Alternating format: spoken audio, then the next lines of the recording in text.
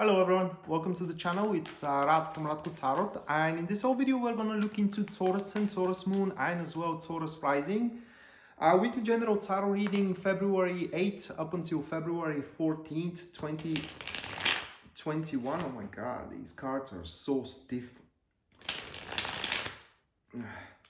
Right, so should you be interested in a personal read with me, guys, or you like the way I read and you want to take my tarot classes to learn to read the same way, you can check out the description box down below, and there you're going to find a link to my website where you can view and as well to your liking purchase any services or any service from there.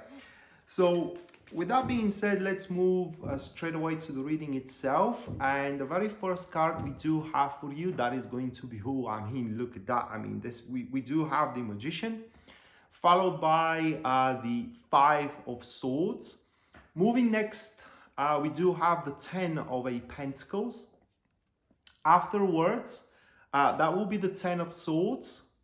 And the last one here that we do have, that will be the High Priestess. So those five cards. Okay, let me put the camera on auto and let's dive right into it. So with the Magician, right off the back, at the start of the week, you are gonna feel yourself like you are within your power. Okay, it is like there will be nothing that can come up your way and you will not be able to perform it. At the start of the week, you, Taurus, will feel in your prime, like said, and there it will be the point where you're going to start building up your sovereignty, to be the man, to be the woman, all right, to be the person for the job, for the relationship, for the friendship, for the enterprise.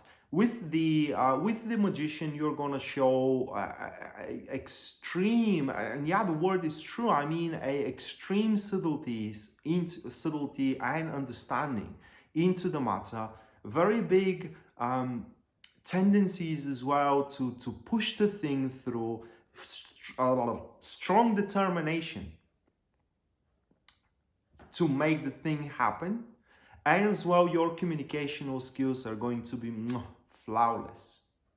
People are going to look at you and they're just going to see the perfect example for anything out there.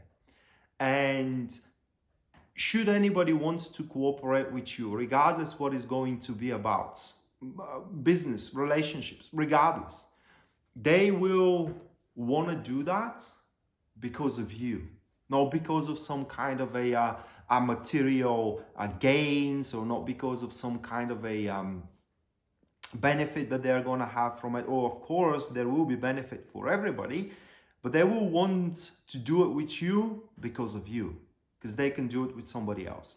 You at the start of the week are going to build up a lot of following. A lot of people will admire your work, will admire you, will admire your presence as well. And this week I can say that you, Taurus, have to really take the matters in your hands. Now I want to mention here something.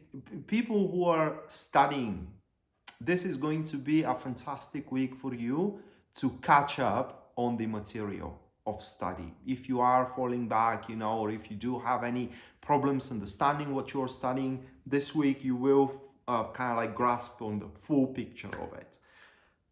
And right after this explosive start of the week, we are having the Five of Swords, and at that point, Five of Swords talks about a couple of things. Now, the first thing that it talks about, it is that you are going to comprehend the full extension of your capabilities and of your limits as well, which is going to make you a very formidable foe to your rivals and a very valuable asset to the people that you are working with or you are with, etc., etc. Five of Swords here points that you will choose your battles very, very carefully. You're going to be the true warrior. And what is the difference in between the heroic warrior and the true warrior? Well, the heroic warrior takes any battle challenged and he dies young, while the true warrior choose carefully which battles he is going to involve himself in, and does not take a battle that he cannot win to live and fight another day. So if you are to face a huge challenge and you're not certain that you will be able to overcome it, instead you are most likely, to the best of your abilities of course, postpone it to a point where you are feeling yourself ready for it. I'm not talking about backing away from it. It's like postponing it, avoiding it until you get yourself prepared. That is a very good strategy that you're going to adopt. Now, the other thing that the Five of Swords here points is a bit of, the thing is not jealousy. It's more like, it's not even a competition. It's more like a, well, you're going to be disappointed. Because at that point you are going to see that you have placed your trust into wrong people. Not everybody, but say 5 people and you are taking them as a very trustworthy person or people, right? Couple of them may turn out to be not that trustworthy as you thought. And the worst case scenario here is that you may end up being humiliated because of it. Some secret may come out from them, or some kind of a an appeal, or not appeal, but promise you have gave that depends on some of these people, and they did not done their job correctly, so, or they haven't done their part correctly, but you are the one who needs to answer for it and you feel humiliated by it. Something may happen like that, because the Five of Swords, while it points that you're going to be very powerful, and you will be able to accomplish your goals, some of those goals are going to turn out to be a bit of a bitter victories, okay? And because of it, that's why it's very important to choose carefully your battles. Think twice, 3 times before you jump into something like that, or like a challenge. And right after that, we are going into the 10 of Pentacles, and this is after, the painful experiences, for as much as you are going to have them here with the Five of Swords, and the cleansing that you are going to do after that. Because once these people betray your trust, they have no place around you. There is no doubt about it, And when you kind of like banish or sever these influences out of your life, these environments out of your life, here with the 10 of Pentacles, you're going to start building up very, very cozy environment for your job, for your relationship as well, and for your life in general. Now, this environment is going to build up your independence even further. So at the start of the week, you are building up your sovereignty, and that sovereignty leads up to an independence.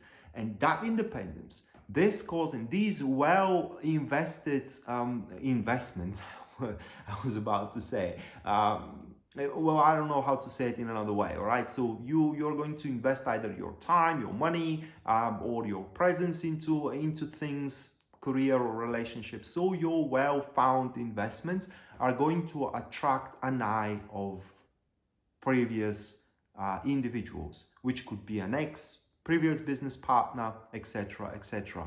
They will see how wrong they were, and they will try to mend, if not a relationship, if not a business partnership, at least to settle the score, to apologize. The bottom line here is that they will try to earn back your trust. For how much they will be able to, now that depends entirely on you. That is because the 10 of Pentacles is this card that connects the past with the present and gives you the rewards of your hard work for it. So without a doubt here in this week, if you are expecting some kind of a reward, it seems that they are going to come about. And based on these rewards, or how can I say it, they're going to come about. It is because you did not waver in a face of difficulties, because you found way through, because you stood for yourself and withstand your sovereignty. You negotiated your way through. You placed the determination, or supported your actions with the determination. You knew which battles to take, and the results, the benefits, the rewards, they are gonna come up inevitably. And sitting on those rewards, sitting on this independence, sitting on this cozy environment of yours, comes the Ten of Swords. And while this in normal circumstances is rather quite unpleasant card, for you is just on the contrary. Now that is one of an example how you can look at the Ten of Swords as a very beautiful card. And this is the moment where you are now have to decide what to do with all these rewards of yours. Okay, you will have to decide how to invest them. Those rewards could be the love of somebody. Once again, they could be money as well. Regardless, you need to choose here with the Ten of Swords, because you can't sit on those rewards. It's something is going to push you forward to pretty much put them into a thing. And the Ten of Swords points to the irrevocable decision that you will have to make, or the irreversible action. Now that will be the bottom line of it, but the process is actually a bit more complicated. So the process is that at that point, after you have established your domain here, as we talked about this far, you're going to draw a line and see how far you came up to and what you went through, and scale and analyze every single aspect of it. See what exactly worth it, or scale what exactly worth it from it, what was unnecessary, and what you could have lived without. These are or what you could have done without. These are three different things. And once you do make that, how can I say, analysis, that draw a line, at that point you will decide what will be the best possible course of action for you, so you can revitalize your life. So you can, for example, restart your career, restart your relationship as well, because this is what we're talking about here. Or restart your love life if you are single. Okay, that restart we are talking about here, but not before you're ready for it. And this readiness for it is within the first three cards, where you are actually building up the foundation of it, placing yourself in a very comfortable and independent position. And once you do decide, what you are to restart in your life, and most importantly, how to do it, a new dawn is going to start rising on the horizon for you. And that is described here with the High Priestess. And the High Priestess could be developed, or it's a very broad card, okay? You cannot say that this refers to career. You can't say that this refers to relationship. It says a long-term thing, okay? It says a long-term job. It says a long-term project, a long-term friendship, a long-term relationship, if we're talking about the material world. But if you want to look at it spiritually, the High Priestess says that you're going to find the answers you seek, what to do with your life at the end of the week. That will be the end result of the Ten of Swords, where you make a decision, where you do the actions that there is no going back from, to initiate this new dawn in your life, right? And now you're going to have the answers where you are heading to. And that's why in the material world is interpreted as a long-term thing, because you very well know what it is for you, what it is meant for you, and you go for it, and it's pretty much yours.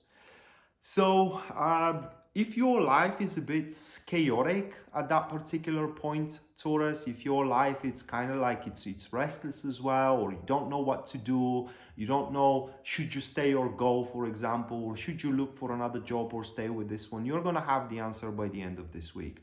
And you just have to listen to your inner voice. Inner voice is very different from an intuition, okay? But it will feel like intuition. So suffice to say, you may also follow your intuition here.